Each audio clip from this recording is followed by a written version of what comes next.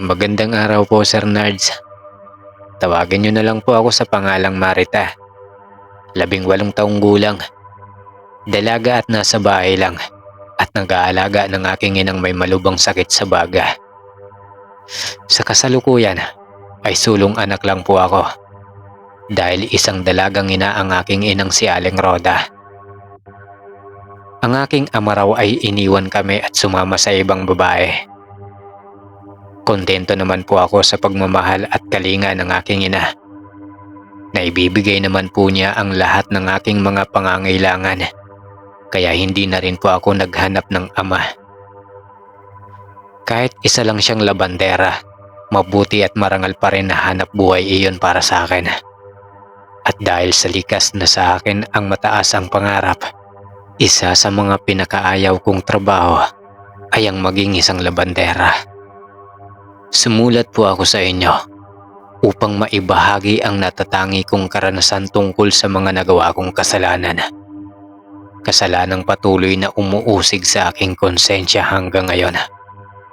Nais ko lang pong maibahagi sa inyong mga taga-subaybay ang kwento at karanasan ko nang talikuran ko ang pagiging isang mangbabarang dahil sa hindi ko po inaasahang pangyayari na nakapagpabago sa aking buhay at sa aking pananaw. Sana ay magsilbing aral ito sa mga makakarinig ng aking kwento. Heto po, at sisimulan ko na ang aking kwento. Hindi pwede ang gusto ninyong mangyari, Inay. Alam nyo namang may balak akong bumalik sa pag-aaral ngayong darating na pasukan para maituloy ko ang matagal ko ng pangarap bilang isang mahusay na doktor. Kaya nga anak, ang sa akin lang habang malayo pa ang pasukan sa eskwela, umekstra ka muna kay Mang Kanor para maging labandera pansamantala. Nang sa ganon, kapag nakaipon ka na, hindi naman ako mahihirapang matustusan ka sa iyong pag-aaral. Hindi ba tama naman ang suwestyon ko? Hindi nyo naman po ako naiintindihan, Inay. Isa pa anak, matanda na ako at mahina pa ang katawan. Kung maaari sana ikaw muna ang pansamantalang pumalit sa akin. Basta, hindi ako makakapayag, Inay. Marami namang pwedeng pagkakakitaan ko para makapag-ipon. Ayaw ko lang po talaga ng pagiging isang labandera. Doon pa sa amo ninyong walang ibang dinudiyos kundi ang pera. Tumahimik ka nga at baka may makarinig sa'yo. Totoo naman, Inay. Shh! Huwag kang ang ganyan sa tao. Anong ibang pagkakakitaan bang balak mo, ha? Pagpapabayad mo sa pagbabarang na yan? Alam mo anak, pinagsisiyan kong itinuro ko sa iyo ang mga bagay na yan. Aba, baka isang araw, magising na lang ako na pinagsisisihan mo na ang iyong mga nagawa. Matagal na akong huminto, Inay.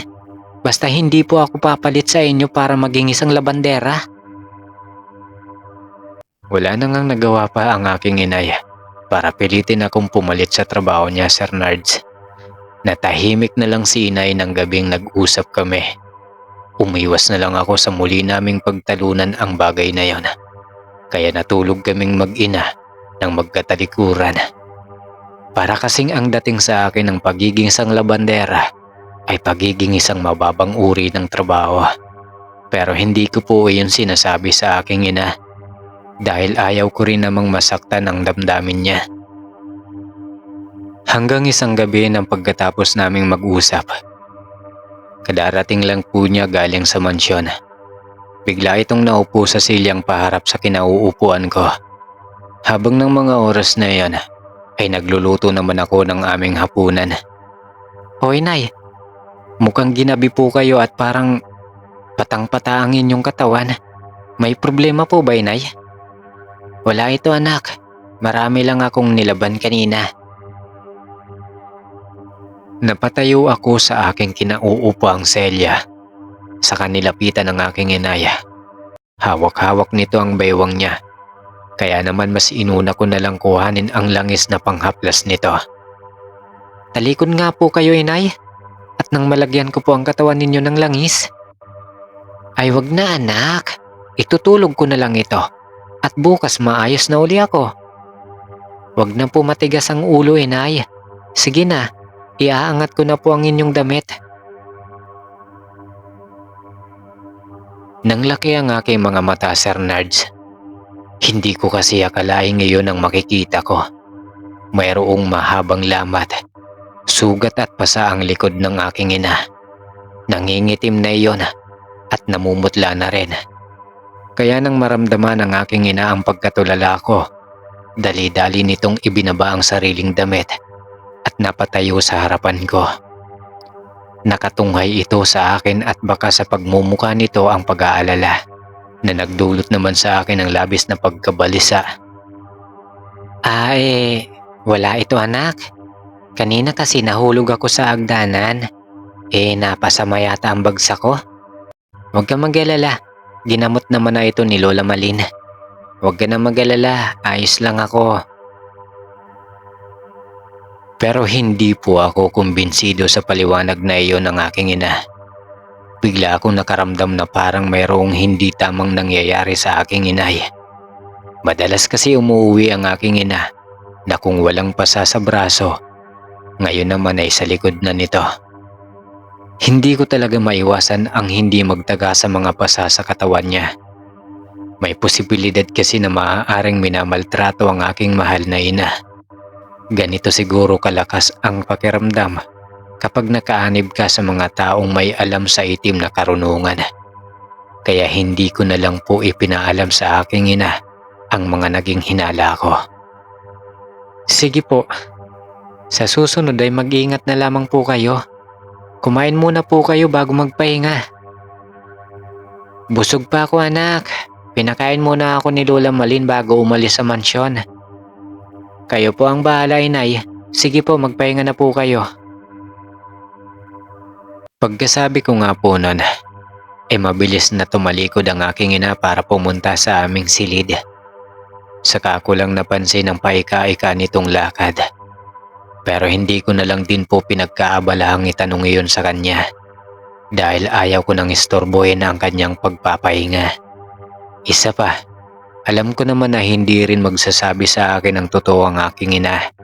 Magmula kasi nang matutunan ko ang pangbabarang, umiiwas na itong makapagbigay dahilan sa akin para gamitin ko ang pinakamalupit na pangbabarang na alam ko. Ako naman ay niluto ko na muna ang kanin at ulam na adobong manok. Pagkaluto nun kumain na rin ako habang pinag-iisipan ang hinihiling sa akin ng aking ina.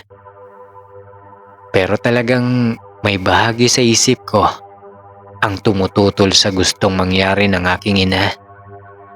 Napagmasdan ko na lang ang aming bahay, nayari sa pinagtagpi-tagping trapal, habang ang bubong ay gawa naman sa nipa.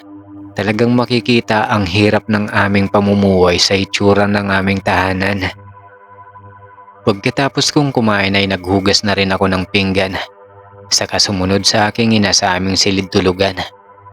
Ang bilis makatulog ni inay dahil humihilik na ito. Dala marahil ng labis nitong pagod at paglalakad nang may kalahating oras para makauwi sa bahay.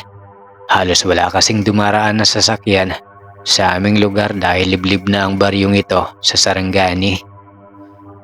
Kawawa naman ang aking ina. Kaya lang, patawad po inay kung kailangan kong tiisin kayo. Dahil ang totoong dahilan kung bakit ayaw ko magtrabaho sa amo ni inay na si Mang Kanor ay dahil malupit daw ito, masama ang ugali at walang prenong magsalita.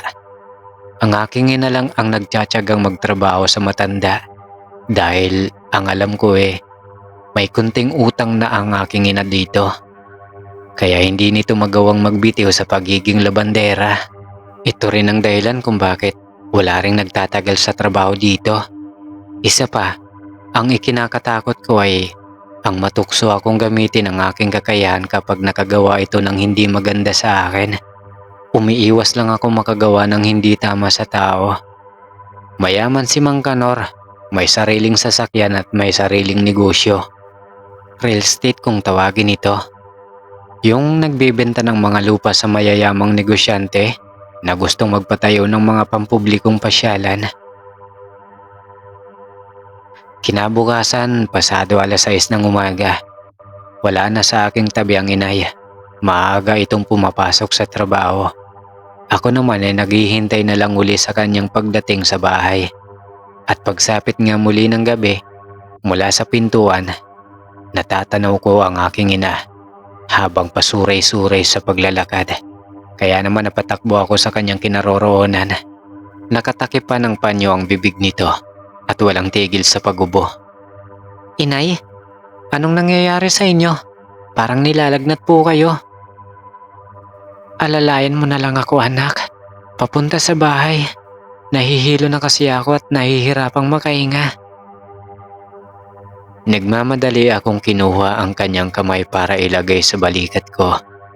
Napakabilis ng kabog ng aking dibdib at tila nakikisabay ang aking tuhod sa panginginig rin ng tuhod ng aking ina.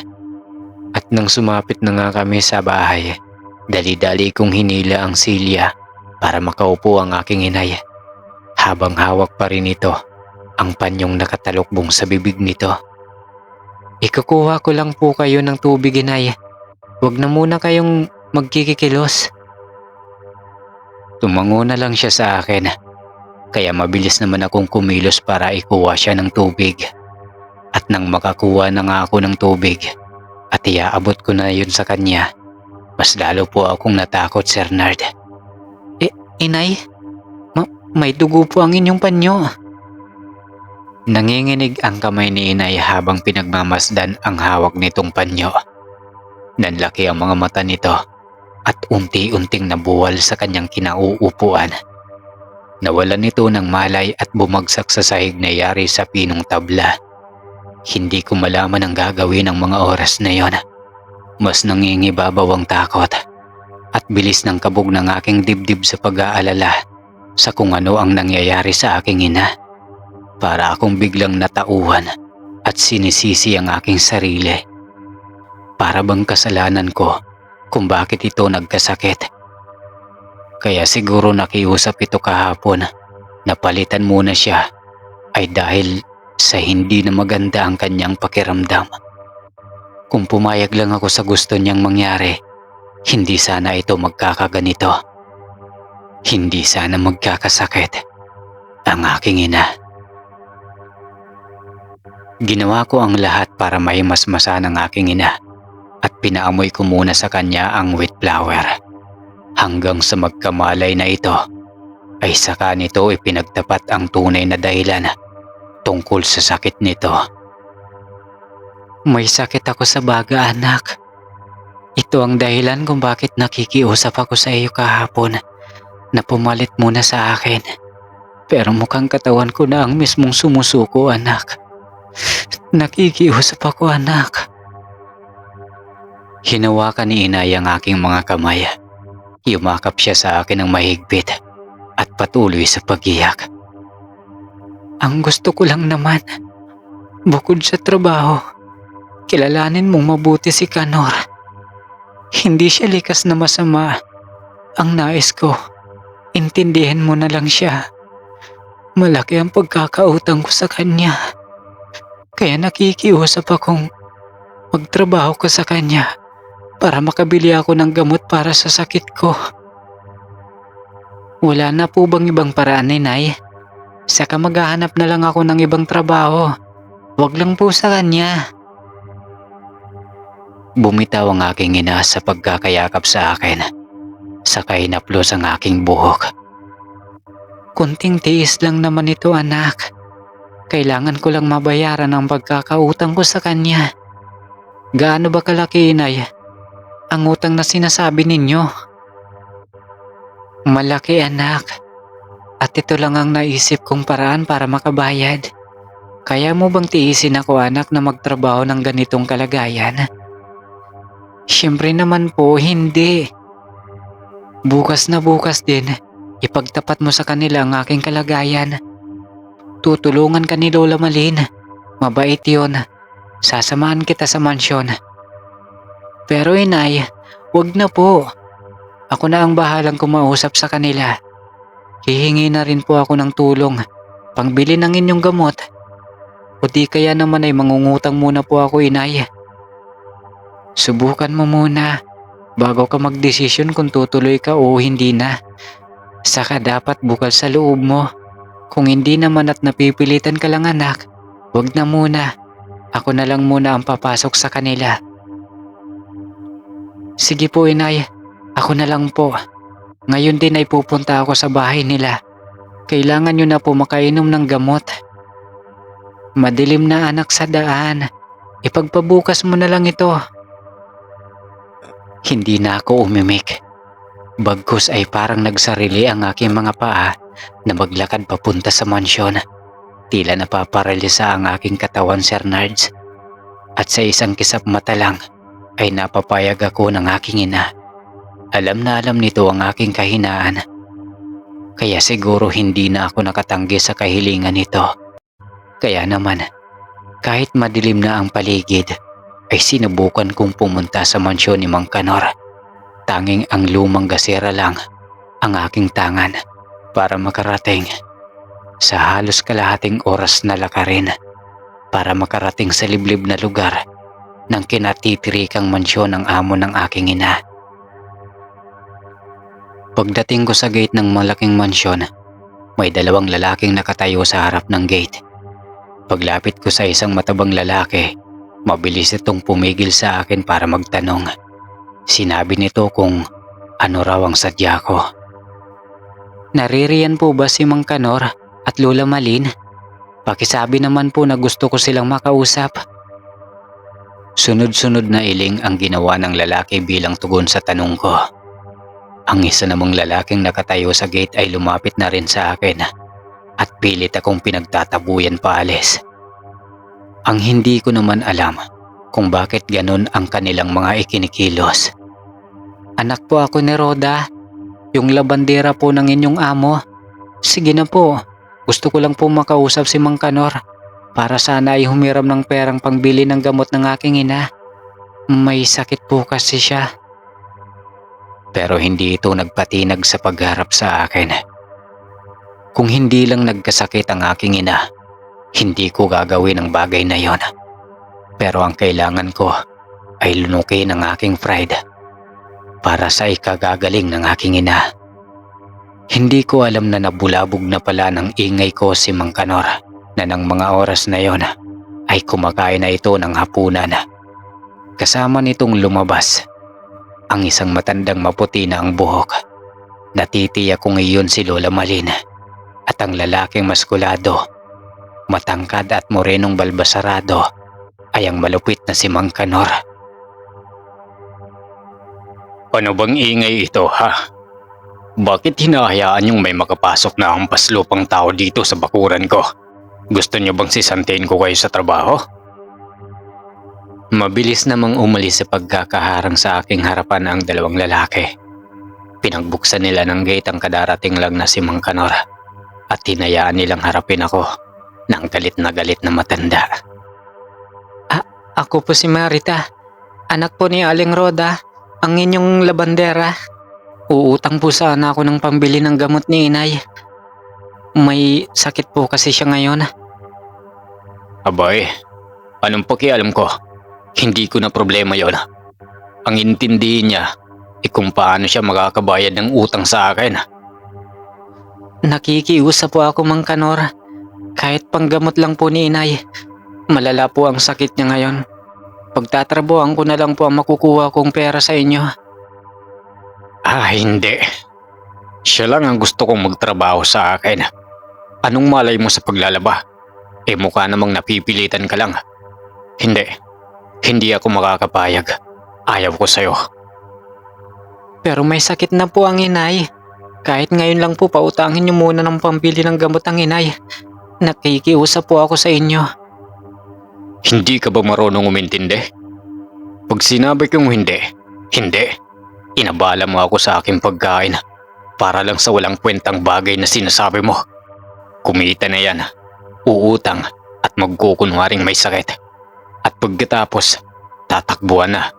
Tigilan niyo nga ako. Kanor, baka naman totoo ang sinasabi ni Marita. Sige na, pautangin mo na muna ang bata. Wala akong ipapautang. Saka, wag nga kayong magpapaniwala sa mga abusadong tao na yan. Niloloko lang kayo niyan. Totoo pong may sakit ang inay. Susugod po ba ako rito ng 10 oras ng gabi kung magluloko lang ako?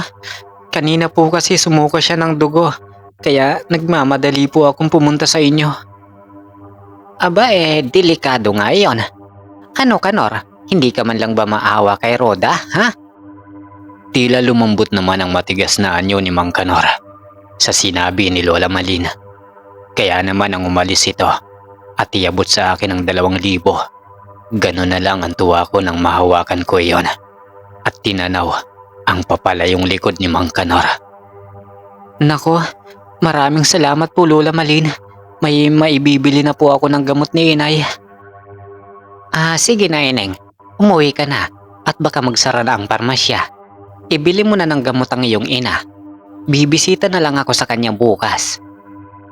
Sige po Lola Malin, para makasabay ako sa inyo sa pagpasok ko dito bukas. Ay tamang-tama, para may makasama ako pagbalik dito. Sige na, mag-iingat ka sa paglalakad. Ewan ko ba, pero ang gaan-gaan ang pakiramdam ko sa matanda. Mabait ito sa akin at pakiramdam ko magkakasundo kami ni Lola Malin. Magiliw ko siyang tiningnan bago nilisan ang lugar na iyon. Hindi ko rin maipaliwanag ang saya na aking nararamdaman nang mahawakan ko ang 2,000. Ganito kasarap ang kumita ng pera. Bigla lang akong nalungkot nang maalala ang galit na mukha ni Mang Kanor. Ito lang talaga ang magiging problema ko kung sakaling matuloy ako bukas para magtrabaho. Malayo pa sa aming bahay ay nagsisigaw na ako para ibalita ang nangyari kanina. Inay! Inay! Nakautang po ako. Bukas po pwede na raw po ako magsimula. Naabutan ko pang bumangon ang aking ina sa pagkakahiga nito sa sahig. Nakangiting hirap huminga nang sumalubong ito sa akin. Mabuti naman kung ganon. Kumusta si Kanor? Nagalit ba siya? Hindi po. Si Lola Malin po, pupunta raw siya dito bukas para kumustahin ka. At isasabay rin daw niya ako para may makakasama raw siya pagbalik. O ano, naniwala ka na. Si Lola Malin ang mabait doon. Wag mo na lang pansinin si Kanor. Masasanay ka rin sa kanya. Isa pa, palagi itong wala sa mansyon, kaya hindi ka maiilang sa trabaho mo. Basta inay, magpagaling na kayo ha. Pansamantala lang ito. Ayaw ko po talagang magtrabaho bilang isang labandera inay. Oo na, magpahinga na tayo at bukas mo na lang ako ibili ng gamot. Magkasabay kaming nahiga ni inay sa higaan habang magkayakap. Kahit naamoy ko pa rin ang malansang singaw ng katawan ng aking ina, binaliwala ko iyon at mahigpit na yumakap dito. Kinabukasan pasado 5:00 ng umaga. Maaga akong nagising para magluto ng almusala namin ni inay. Ito rin ang unang araw na papasok ako ng trabaho kay Mang Kanor. Sinigurado ko munang malulutuan ko na rin ang pagkain para sa tanghalian ng inay. Kasi ang alam ko ay gabi na ako makakauwi. Hinihintay ko na lang na magising ang inay. Pero ilang minuto pa ang lumipas. Hindi pa rin nagigising ang inay. Kaya nagdesisyon na akong gisingin na lang ito. Inay, gising na po. Nagluto po ako ng paborito niyong body na isdang tuyo at sinangag na kanin. Masyado pang maaga anak. Mamayang 6:00 pa ang pasok mo. Saka sabi mo hihintayin mo ang pagdating ni Lola Malin para makasabay ka sa pagpunta sa mansyon. Tama lang po ang gaya ko inay. Nang pagdating po ni Lola Malin, nakahanda na ang lahat. Akala ko ba ayaw mo ng ganitong trabaho? Bakit parang excited ka yatang pumasok sa trabaho? Hindi naman po sa ganun inay.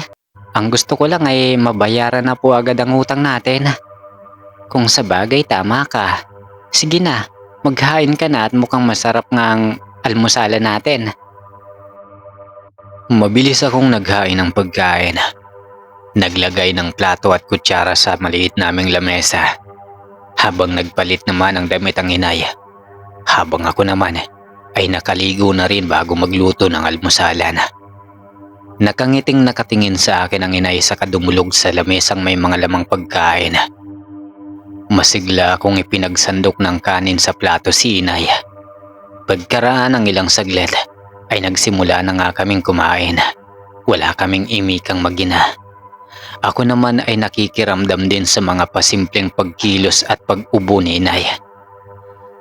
Inay, kayo na lang po ang bumili ng gamot sa butika.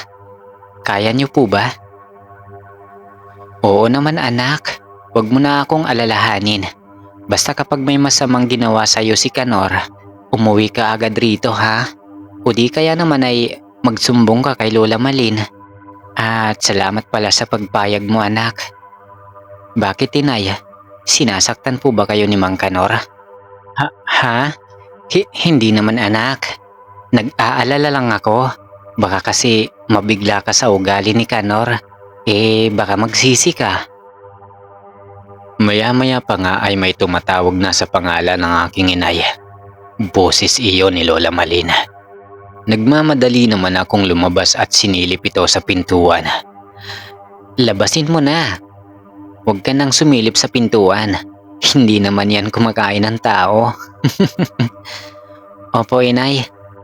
Dali-dali ko nang binuksan ang pintuan para salubungin si Lola Malin. Nakangiti ito at may mga dalang isang basket na prutas. Tuloy po Lola Malin. Naririto po ang inay. Sige. At makumusta ko muna ang iyong ina bago tayo umalis. Ako na po ang magdadala ng basket Lola. Agad kong kinuha ang mga dalang basket sa kamay nito. May mga laman nitong iba't ibang klase ng prutas. Katulad ng singkamas, mansanas, lansones at mga ubas. Pagkatapos ay nauna na itong pumasok sa loob ng aming bahay at naratna naming nakatayo na si inay sa upuan paharap sa lamesa. Nakangiti itong sinalubong ang kadarating lang na si Lola Malin. Saka ko naman inilapag ang mga dala kong basket na may lamang mga prutas sa gitna ng lamesa. Ipinaghila ko naman ang bangko si Lola Malin para ito naman ang makaupo. Mistisa si Lola Malin, magarang magsuot ng damit. Mahaba ang puting buhok at maraming mga alahas sa katawan. Mabuti naman at maayos ka na. Pagdamutan mo na itong nakayanan ko. At pasensya ka na kung ito lang ang nadala ko. Siya nga pala, idagdag mo na itong 2,000 sa pambili mo ng gamot. Ay hindi ko po matatanggapin yan Lola Malin. Sapat na po ang 2,000 kagabi. At itong mga prutas na dala nyo, marami pong salamat dito. Sige na, tanggapin mo na. Tulong ko lang ito sa iyo. Sige ka, pag hindi mo ito tinanggap magtatampo ako sa iyo. Napipilitan namang tinanggap ni inay ang iniabot na pera ni Lola Malin dito. Abot-abot ang pasasalamat ng aking ina sa kabutihang loob ng matanda sa amin. O siya, tapusin nyo na muna ang pagkain nyo at hihintayin ko na lamang sa labas itong si Marita. Marita, nakahanda na ba ang mga dadalhin mo? Opo, hindi po ba muna kayo kakain bago tayo umalis o kape man lang? Siya nga naman po Lola. Huwag na kayong mag-alala. Ako naman ay hindi sanay mag-almusal sa umaga. Mabuti na ring makabalik na ako sa mansyon. Alam mo naman na pagdating sa oras istrikto itong si Kanor. Oo nga pala. Marita, bilisan mo na ang kilos. Kailangan bago mag-6 ng umaga nasa mansyon ka na. Kayo na po ang bahala sa anak ko Lola Malin. Makahulog ang nagkatinginan ng aking inay at Lola Malin. Kahit abala ako sa aking pagsubo ng kanin, malakas ang pakiramdam kong nag-uusap sila sa pamamagitan ng kanilang mga mata. Ngunit patay mali siya lang akong itinuloy ang aking pagkain. Pagkatapos naming kumain ay lumabas na rin ako ng bahay. Nagpaalam lang ako sa aking ina, saka itinuon ng paningin sa naunang matanda. Mabagal itong naglalakad papunta sa mansyon. Sa edad nitong 62, masasabi ko pong malakas at maliksi pa itong kumilos. Kakaiba rin ang presensya na nararamdaman ko sa matanda. Hindi magaan at hindi rin naman mabigat ang loob ko dito. Ang tipong naiilang ako sa bawat pagtingin niya sa akin. Lalo pa at madalas nahuhuli ko siyang nakangiti habang pinagmamasdan ang mga kilos ko. Naiilang ako sa paraan ng pagkakatitig niya sa akin. Pero ganun po yata siguro kapag wala pa siyang karanasan na magkaroon ng apo. Kaya siguro mabait ito sa akin. Iha, pagdating natin sa mansyon ay ililibot kita. Para alam mo ang mga lugar na hindi mo pwedeng puntahan. Mas magandang umiwas ka na lang kay Kanor. Gawin mo na lang ang trabaho mo. Opo, makakaasa po kayo. Pero sana po pagkatapos po na makabayad ako ng utang, payagan nyo na po si inay na magbitiw na sa kanyang paglalabandera. Matagal ko nang sinasabi iyan sa iyong ina. Pero siya ang mapilit na manatili. Kahit na... Parang bigla itong natigilan at hindi maituloy ang sasabihin. Sa huli ay pinili nitong maglakad na lang at tumahimik. Pero dahil nasimulan na niya, pinili ko pa rin na magtanong. Kahit na ano po, Lola? Wala ito. Nalimutan ko na ang idudugsong. Naririto na pala tayo sa tapat ng gate. Sige na, wag na muna tayo mag-usap. Sumunod ka lang sa akin. Sa malas mukhang gising na si Kanor. Bigla namang bumundol ang kaba sa dibdib ko at pigil ang hiningang sumusunod sa matanda. Nakayuko lang ako habang naglalakad.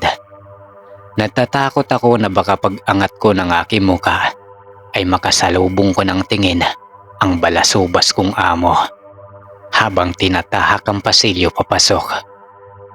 Palakas ng palakas ang tinig ni Mang Kanor. Parang kinagagalitan nito ang dalawang gwardiya kahapon na humarang sa akin.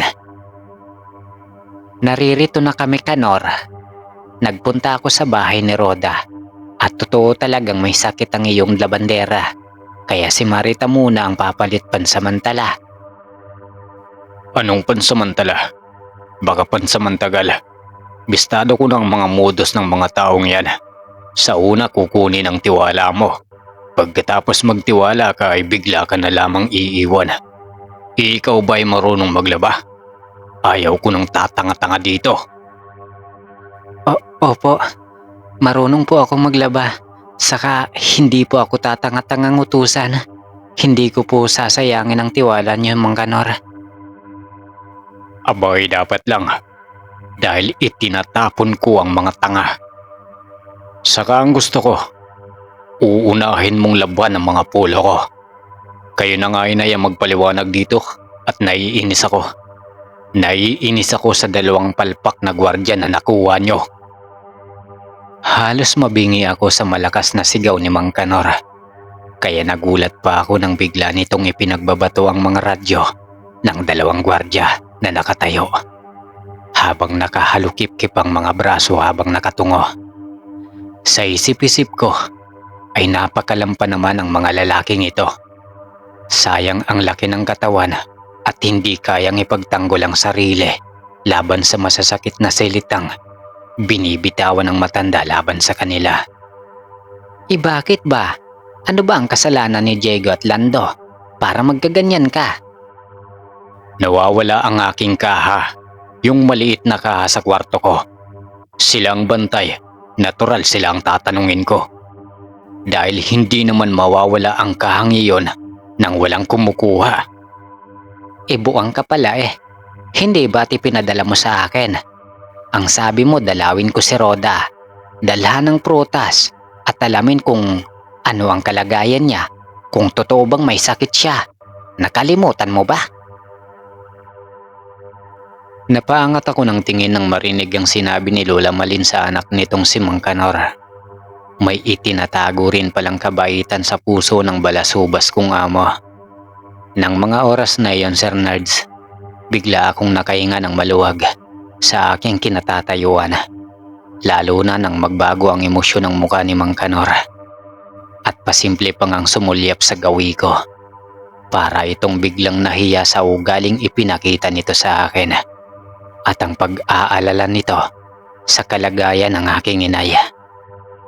Nagmamadali pa itong umalis at naiwan kaming apat na hindi magkaimik. Sa nakikita ko, iwas si Mang Kanor kay Lola Malin. May respeto ito sa matanda at nakikita ko namang may kabutihan ring natitira sa puso ng lalaki. Pasensya na kayo. Sige na, Diego. Lando, bumalik na kayo sa inyong trabaho. Wala namang imik ang dalawang lalaki habang umahakbag na rin papalayo sa lugar na yon. Pagkatapos ay bumaling naman sa akin ang matanda sa kangumiti. Nakita mo naman, hindi masama si Kanor. Ewan ko ba sa batang iyan kung bakit naging ganyan ang pag-uugali niya. Ang alam ko nagkaganyan lang siya nang niloko siya ng kanyang unang naging kasintahan. Saka namatay ang anak nila. Kaya ayan, palagi na lang nakabulyaw ang Kanor ko. Masanay ka na lang, Marita. Kawawa naman po pala ang sinapit niya. Parang ang hirap pong masanay, Lola. Nako, tara na nga sa lugar na pagpupwestuhan mo para maglaba. Unahin mo ang mga polo niya. Ihiwalay mo ang mga islak at pantalon sa pangitaas, ha? Pagkatapos ipaliwanag sa akin ang mga gagawin, iniwan ako ni Lola Malin sa malawak na labahan ng damit, kaliwat kanang sampayan, na ayon sa matanda ay maayos ko ring isasampay batay sa numero ng mga damit. Ganon kamatikuloso ang aking magiging amo. Siguraduhin ko daw na walang maiiwang anumang bagay sa bawat bulsa ng damit. Marita, iha, bago ka umuwi, siguraduhin mong naisilong mo ang mga damit at plansyado nang nakalagay sa kanyang kabinet. Pahabol pa ng matanda sa akin, sa katuluyan na nga itong umalis. Akala ko talagang nakaalis na ito. Nakita sigurong nakamasid lang ako sa isang tambak na mga damit na nakalagay sa laundry. Grabe naman. Ilang damit kayang nauubos niya sa isang araw? Ang dami naman ito. Kaya ko kaya ang ganito karaming damit? Pagkatapos kong ipaghiwalay iyon, nagsimula na nga akong maglaba. Pero nakakadalawa pa lang ako nang makapako sa bulsa ng polo ang isang matigas na bagay sa bulsa nito. Dinukot ko iyon at sinipat-sipat ang bato sa sikat ng araw. Pero bigla na lang may umagaw niyon sa kamay ko, kung kaya't napatayo ako. At hindi ko inaasahang nasa harapan ko na si Mang Kanor. Hanggang dito na lang muna ang ating kwento. Pahinga muna, masakit ng lalamunan ko. Nako, ano kaya ang mangyayari kay Marita at kay Mang Kanor?